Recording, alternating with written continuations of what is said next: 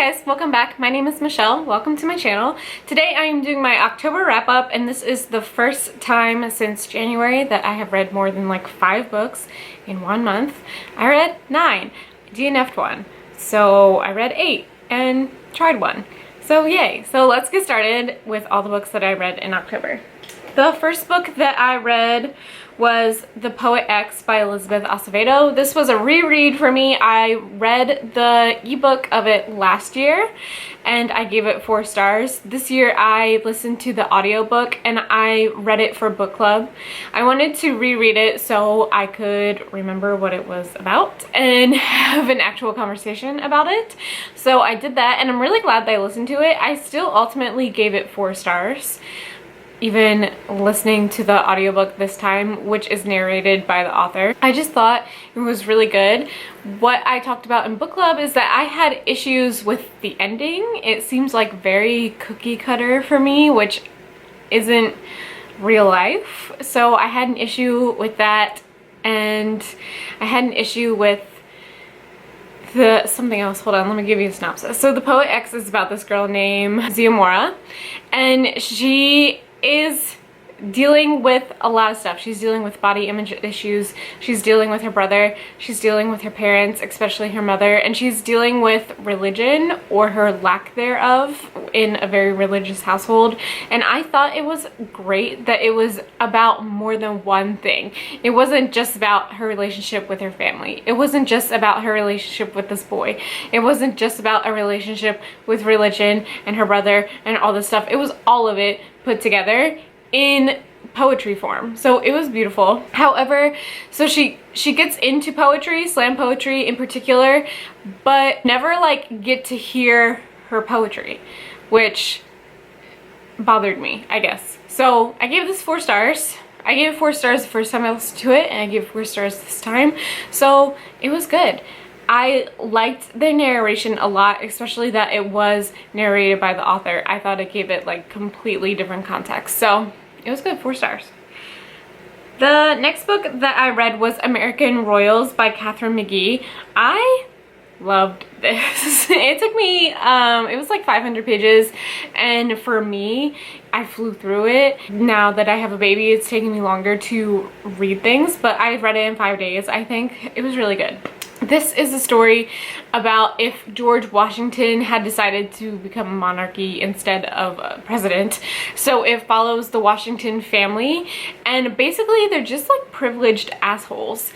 But you get to learn so much about these 3 kids. It's Beatrice is the monarch, so she's next in line for the monarchy, and then it's her twin brother and sister.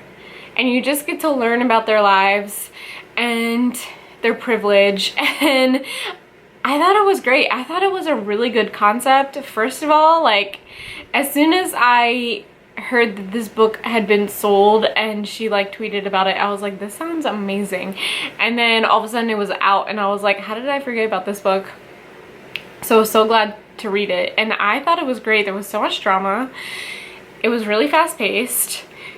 It was, you know, great all around. Love triangles, deceit, snowboarding. It was great. If you like stuff like that, it's kind of, I consider it a contemporary, like alternate reality contemporary. It was really good. I haven't read her 1000th Floor series. I own it. I haven't read it, but now it makes me want to read it because I thought the writing was really good, the drama was really good, everything was really good. I recommend this book a lot. So the next book that I read was actually a graphic novel, and that is The Tea Dragon Society by Katie O'Neill.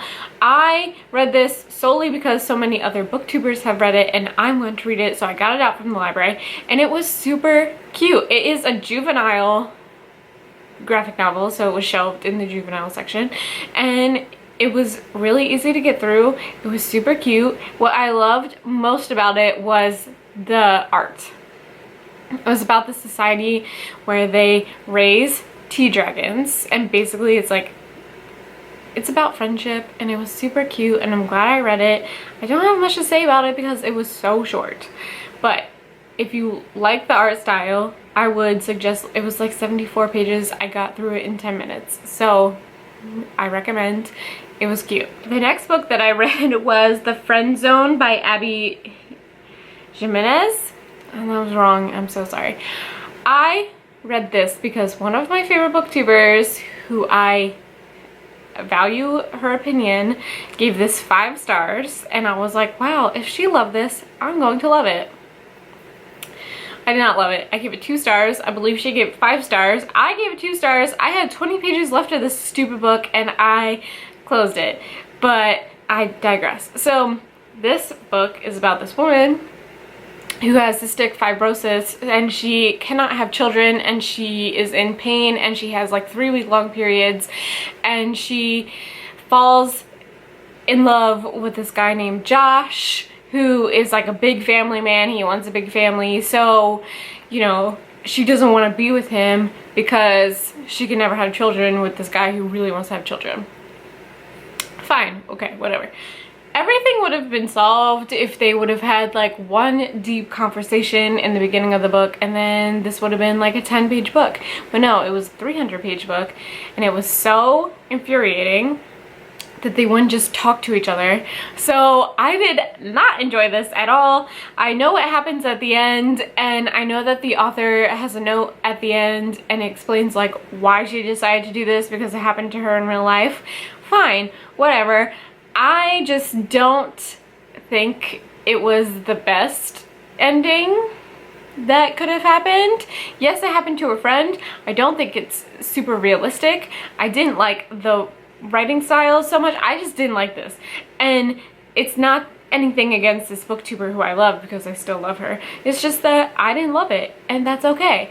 So, The Friendzone, 2 stars. Would not recommend. It's supposed to be romance, and it wasn't even smutty at all, so okay. The next book that I read was Cove, also by Katie O'Neill.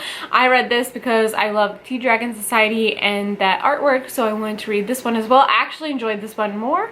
This was about protecting the oceans from plastic, and it was just a really, really good way of telling children how they can help the environment, helps to save oceans, and I thought it was really well put together. And once again, I got it because of the artwork, but I actually didn't know what this one was about. So when it was about stop ocean pollution, I thought it was really good. So I give this 4 stars. I like this one a little bit better than I liked Tea Dragon Society. The next book that I read was Let It Snow by Maureen Johnson, John Green, and Lauren Miracle. So I read this because this is being adapted into a Netflix movie on November 8th, and I have not read it, and I wanted to read it to see how it was. And let me start off by saying that this came out in 2008, and you can definitely tell that it came out in 2008. I liked Maureen Johnson's story the most. Hers was first, and that was John Green, and that was Lauren Miracle. I didn't finish Lauren Miracle's story. It was ridiculous, and I didn't like the writing. So basically what happens is it's 3 different stories, but they all kind of interconnect, which I really, really liked. I thought that was really cool. But it's about this little town has a snow day, like a huge snowstorm on Christmas, and it's how these teenagers use their Christmas snow day and have adventures. So I like the concept. I really like that all the stories interconnected. I really liked Maureen Johnson's story. I thought it was well written. I thought it was the most original, I guess. And yeah, so the reason I didn't like John Green's story that much is because, and I will bring this up again, he uses the R word in his story, and it's 2008. So we didn't have PC correctness, I guess, at this point in time. But it really caught me off guard that he wrote the R word. And I'm gonna talk about this again in my next book wrap up. But it really threw me off. I was like, okay. So then I went to see when this book was published, and it was 2008. So whatever. And overall the story wasn't great. Lauren Miracle's story was so bad. I think it was also the longest. I think I had like 30 pages left of her story, and I was just like, I literally can't do this anymore. So I ended up giving this 3 stars. I don't really like anthologies, but I liked how this one all connected, and I think that saved it for me. So yeah. The next book that I read was Looking for Alaska by John Green. It is now a series on Hulu, and I haven't read it in like 10 years. This came out in 2005, and I wanted to reread it before I watched the series.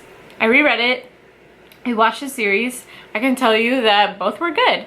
However, John Green, 2005, used the R word again, and I was shocked. I couldn't believe it. He did it twice in 2 books. 2005 was Looking for Alaska, and 2008 was his story in Let It Snow, and I was just flabbergasted. And so, I mean, I'm gonna put a trigger warning for that. He uses the R word in 2 of these stories, like, that I read back to back. So aside from that, I think I gave Looking for Alaska 4 stars. It holds up, like, it holds up. It's pretty good.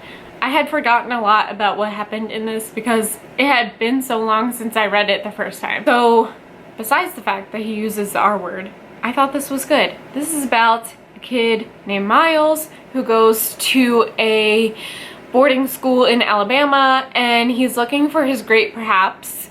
He is looking for his adventure. He is from Florida. In his school in Florida, he didn't have any friends, so he's immediately put into this friend group, and he falls in love with this girl named Alaska, and it goes from there. It was good. If you're ready to look, besides the fact that he said he wrote the R word, which I like can't forgive. I don't know. I gave it 4 stars. It was still good.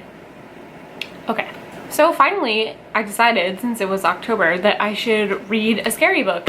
So I attempted to read a scary book, and that is Rules for A Vanishing by Kate Alice Marshall. I saw that Riley from Riley Marie read this, and then I saw that Kat from Paperback Dreams read this. Kat gave it 3 stars, Riley gave it 5 stars, I gave it 2 stars. I did not like this. So I was reading this, I was super freaked out in the beginning. I like couldn't do anything. It was just me and the baby home alone, and I was like, I'm freaked out. Then we get to the middle of this book, and it just takes a nosedive. Like, I didn't like anything about it. I was sick of the writing style. I was sick of the main character. So many things. So this is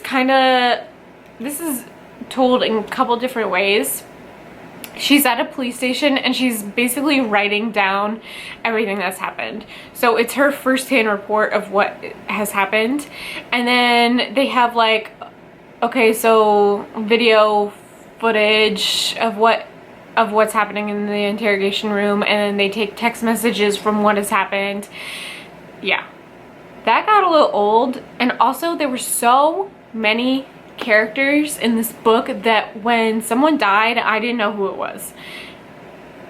Basically, this is a book about this girl. Her sister went missing a year ago on this haunted road. So a whole year later, she decides to go and try to find her with a group of her friends. And all this weird stuff starts happening, and truly in the beginning, I was scared. And then people would die or get hurt, or something weird would happen, but I had no idea who the character was. There were 2 main characters who weren't fleshed out. There was bi representation and a lesbian character, and that was like the only good thing about this book. I gave this book 2 stars, I think. Let me confirm. Correct. I gave this book 2 stars. So I definitely didn't like it as much as Riley and Marie. It just didn't work for me. That's okay. And the last book that I attempted to read for the month of October is my book club book for November, and that is 4 Dead Queens by Astrid Schultz. I DNF'd this. I'm sure you're not surprised that I DNF'd this, as I do not like fantasy. I made it 100 pages in, and I can tell you 100% of the time in those 100 pages I was confused. So I don't like to be confused when I'm reading. I like to enjoy what I'm reading. So I decided to DNF this. The girl, Elise, from Elise Reads and Speaks, I will put her channel down below, only gave it 3 stars, or 3.5, which for me isn't great. I don't know why she picked it. Elise, in the comments below, let me know why you picked this book if you didn't give 5 stars. But that is everything that I read in October. More than 5 books for the first time since January. I'm very proud of myself. I am currently reading, oh shit, what am I currently reading? I'm currently reading #MurderTrending because it won a book award. And I have heard of this book, but I haven't heard anyone who's actually read this book. So I wanted to see why in the heck it won a teen book award. And I'm 100 pages in, and so far I don't understand why it won a teen book award, but stay tuned. And that's everything. Thanks for watching my video. See you in my next one. Bye!